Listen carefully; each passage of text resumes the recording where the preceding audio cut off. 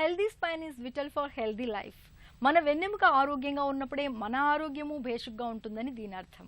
నిజమే, ప్రమాదవశాత్తు వెన్నుకు గాయాలైనా, జబ్బులు ఇన్ఫెక్షన్ల మూలంగా వెన్నెముక దెబ్బతిన్నా చెట్టంత మనిషి సైతం కుప్పకూలిపోతాడు.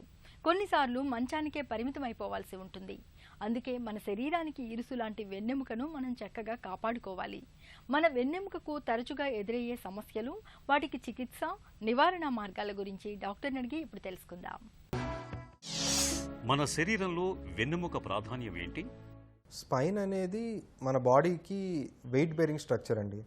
అంటే స్పైన్లో 2 పార్ట్స్ ఉంటాయి. ఒకటి స్పైనల్ కార్డ్, ఇంకోటి వర్టిబ్రల్ బాడీస్. వర్టిబ్రల్ బాడీస్ అంటే వెన్నుపూసలు, స్పైనల్ కార్డ్ అంటే వెన్నుపాము. సో వెన్నుపాము పని ఏంటంటే మన మెదడు నుంచి చేతులకి, కాళ్ళకి, ఛాతీ భాగానికి మొత్తానికి నరాలు కరెంట్ అంటే మన సిగ్నల్ సప్లై చేయడం. ఇప్పుడు నేను చెయ్యి కదపాలన్నా, కాలు కదపాలన్నా సరే బ్రెయిన్ నుంచి స్పైనల్ కార్డ్ ద్వారా అంటే వెన్నుపాము ద్వారానే సిగ్నల్స్ అన్నీ వెళ్తాయి. సో వెన్నుపాము ఒకవేళ డ్యామేజ్ అయితే కాళ్ళల్లోకి, చేతుల్లోకి, వాటిలో సిగ్నల్స్ తక్కువ వెళ్ళడమో లేకపోతే కంప్లీట్గా ఆగిపోవడమో జరుగుతుంది. దీన్నే పెరాలసిస్ అంటారు. దీన్ని కాపాడటం కోసం దీని చుట్టూతో 30 ఎముకలు ఉంటాయి. తలలో ఉన్న వెయిట్ మెడలోంచి వెన్నుముక్కల ద్వారా మళ్ళీ ఛాతీలోకి వెళ్ళి, ఛాతీ వెయిట్ మొత్తం కూడా మళ్ళీ వెన్నుముక్కల ద్వారా నడుములోకి వెళ్ళి, నడుము భాగంలో కాళ్ళ ద్వారా కిందకి భూమిలోకి వెళ్ళిపోతాయి. సో ఇది వెన్నుపూస అండ్ వెన్నుపాము యొక్క ఇంపార్టెన్స్ మన బాడీలో. వెన్నులో సమస్యలకు అసలు కారణాలేంటి? సాధారణంగా కనిపించే సమస్యలేవి? అరుగుదల వల్ల వచ్చేవి అంటే నడుము నొప్పిలు, లేకపోతే వెన్నుపూసల మధ్యలో క్వశ్చన్స్ లాగా డిస్క్లు ఉంటాయి. ఆ డిస్క్ అరగడమే కాకుండా డిస్క్ జారి వెన్నుపాము మీద పడతాం. ఈ 2 మోస్ట్ కామన్గా చూసే ప్రాబ్లమ్స్. సో ఇవన్నీ ఎందుకు వస్తాయంటే, ఎలాగో మన వెన్నుపూస అరుగుతూ ఉంటుంది, సంవత్సరానికి ఇంత, సంవత్సరానికి ఇంత అని అరుగుతూ ఉంటుంది. కానీ మనం ఎక్సర్సైజ్ అస్సలు చేయకుండా, అన్ఎకస్టమ్డ్ వర్క్ అండ్ మన వెన్నుపూస కేర్ తీసుకోకుండా, వెయిట్స్ ఎత్తేటప్పుడు జాగ్రత్తగా ఎత్తకుండా, వెయిట్ ట్రాన్స్మిషన్స్ మజిల్ ద్వారా వెళ్లకుండా, బోన్స్ ద్వారా వెళ్లకుండా, డిస్కుల ద్వారా వెళ్ళేటట్టుగా మనం అబ్నార్మల్ పొజిషన్స్లో వెయిట్స్ ఎత్తడం వల్ల ఎక్కువగా అరుగుతుంది. సో ఇలా ఎక్కువగా అరగడం వల్ల మన 50 to 60 ఇయర్స్ వరకు ఉంటే వచ్చే చేంజెస్ 30 ఇయర్స్లోనే చూస్తున్నాయి ఇప్పుడు చాలామంది పేషెంట్స్లో. ఈ చేంజెస్ వల్ల కంటిన్యూస్గా బ్యాక్ పెయిన్ రావడం, మధ్యాహ్నం సాయంత్రం అయ్యేపాటికి నడుము నొప్పి విపరీతంగా ఎక్కువైపోయి మనం కూర్చోలేకపోవడం, ఇలాంటి ప్రాబ్లమ్స్ వస్తుంటాయి. ఒక్కోసారి బాగా ఎక్కువ వెయిట్ ఎత్తేయడం వల్ల, లేకపోతే మన డిస్క్లో జెనెటిక్గా కొన్ని ప్రాబ్లమ్స్ ఉండటం వల్ల డిస్క్ జారి వెన్నుపాము మీద కూడా పడే అవకాశాలు ఉంటాయి.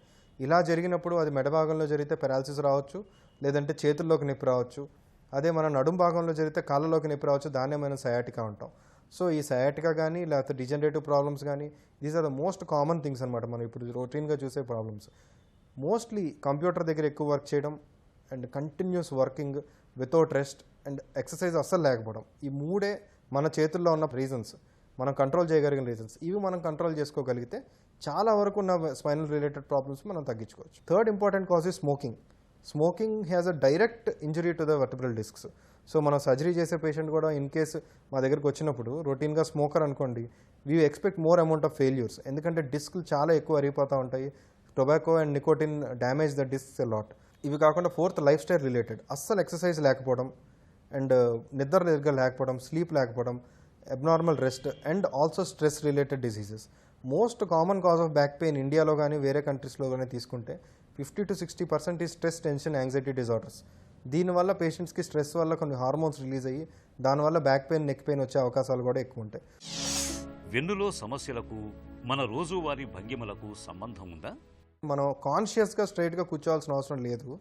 మనం బ్యాక్ మజిల్స్ని ప్రాపర్గా ఎక్సర్సైజ్ చేసుకుంటే అవే మనకి బెల్ట్ లాగా పనిచేసి మన పోస్చర్ ఆటోమేటిక్గా స్ట్రైట్గా ఉంటుంది. అండ్ ఇంకోటి, కంప్యూటర్ చూసినప్పుడు కూడా స్ట్రైట్ చైర్లో కూర్చోవాలి, విండో దగ్గర కూర్చోవాలి అండ్ అప్పుడప్పుడు బయట చూస్తూ ఉండాలి. మన ఫోకస్ కూడా డివియేట్ అవుతూ ఉండాలి అని మేము చాలామందికి చెప్తూ ఉంటాం. అది లేకుండా కంటిన్యూస్గా ఇప్పుడు ల్యాప్టాప్స్, వర్క్ ఫ్రమ్ హోమ్ ఎక్కువయ్యేపాటికి మంచం మీద పడుకుని అబ్నార్మల్ పొజిషన్స్లో పడుకుని ఆ బ్యాడ్ పోస్చర్స్ వల్ల డిస్క్ మీద ప్రెషర్ సరిగ్గా పడకుండా దానివల్ల కూడా డిస్క్ అరిగిపోవడం, దానివల్ల కూడా disc related problems, disc prolapse రావడం జరుగుతుంది. బరువులు ఎత్తుతున్నప్పుడు, పనులు చేస్తున్నప్పుడు ఎలాంటి జాగ్రత్తలు తీసుకోవాలి? బ్యాక్ ఎప్పుడు స్ట్రైట్గా ఉండాలి వెయిట్ ఎత్తినప్పుడు. చాలామంది అథ్లీట్స్ కానీ లేకపోతే రెగ్యులర్గా ఎక్సర్సైజ్ చేసే వాళ్ళకైతే అవి తెలుస్తూ ఉంటాయి. ఎందుకంటే వాళ్ళ ట్రైనర్స్ వాళ్ళు చెప్తూ ఉంటారు. మనం ఇంట్లో ఉన్నప్పుడు మనకు ఎవరు చెప్పరు. సో ఏంటంటే కింద కొంగున్నప్పుడు బ్యాక్ని యూ షేప్ కింద ఉంచేసి ఇలా వంకరగా ఉండేటట్టు చేయకూడదు. ఎప్పుడు back should be very straight.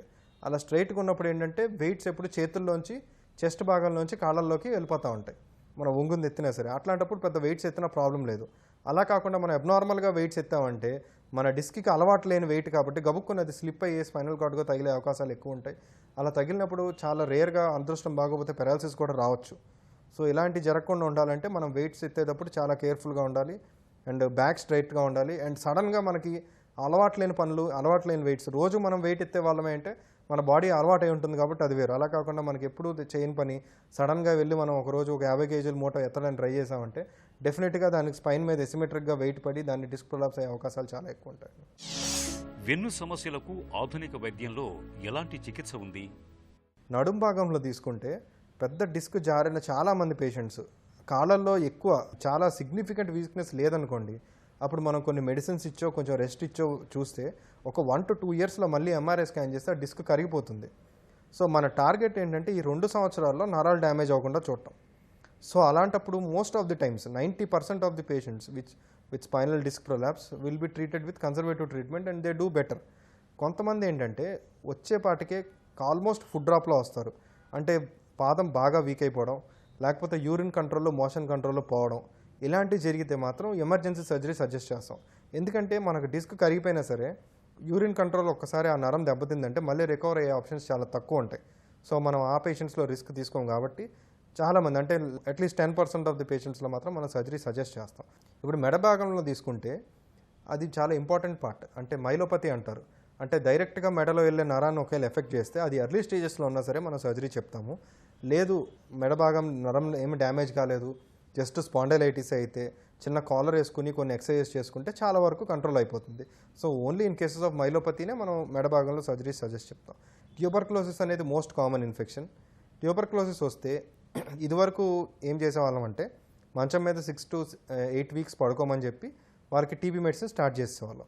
ఇప్పుడు వచ్చిన ప్రాబ్లం ఏంటంటే టీబీతో పాటు వేరే ఇన్ఫెక్షన్స్ కూడా స్పైన్లో స్టార్ట్ అవుతున్నాయి.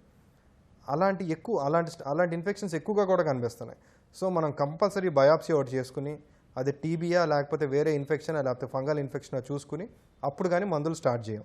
ఒకవేళ నరం డ్యామేజ్ ఎక్కువ అవుతున్నా సరే అప్పుడు ఆపరేషన్ సజెస్ట్ చేస్తాం. ఇంకోటి ఏంటంటే నార్మల్గా వచ్చే టీబీ మందులు 100లో 85 మందికే పనిచేస్తాయి. మిగిలిన 15 మందికి మల్టీ డ్రగ్ రెసిస్టెంట్ టీబీ అని వస్తుంది స్పైన్లో. కాబట్టి మనం రొటీన్గా మనం బయాప్సీ చేయకుండా ఇస్తే ఈ 15 మందిని మిస్ అయ్యి వాళ్ళకి టీబీ ఎక్కువైపోయి వెన్నుపూస డ్యామేజ్ అయిపోయి వెన్నుపాము డ్యామేజ్ అయిపోయే అవకాశాలు ఉంటాయి. కాబట్టి బయాప్సీ కంపల్సరీ చేసుకుని అది టీబీయా కాదా చూసుకోవాలి. టీబీ అయితే అన్ని మందులు పనిచేస్తున్నాయో లేదో చూసుకోవాలి. అవి చూసుకుని కానీ ట్రీట్మెంట్ ఇవ్వకూడదు. మన శరీరానికి ఇరుసు లాంటి వెన్నెముకను దృఢంగా ఉంచుకోవాలంటే దానిపై ఒత్తిడి ఎక్కువగా పడకుండా చూసుకోవాలి. మనం కూర్చున్నప్పుడు, పని చేస్తున్నప్పుడు, బరువులు ఎత్తుతున్నప్పుడు వెన్నుపై భారం పడకుండా తగిన జాగ్రత్తలు తీసుకోవాలి. అప్పుడే మన వెన్నెముక చక్కటి ఆరోగ్యంతో ఉంటుంది. చిన్న చిట్కా మీకోసం. అధిక బరువును వదిలించుకునేందుకు చెంచాడు త్రిఫలా చూర్ణాన్ని నిత్యం 2 పూటలా చల్లటి నీళ్లతో తీసుకోవడాన్ని అలవాటు చేసుకోండి. క్రమంగా బరువు తగ్గుతారు.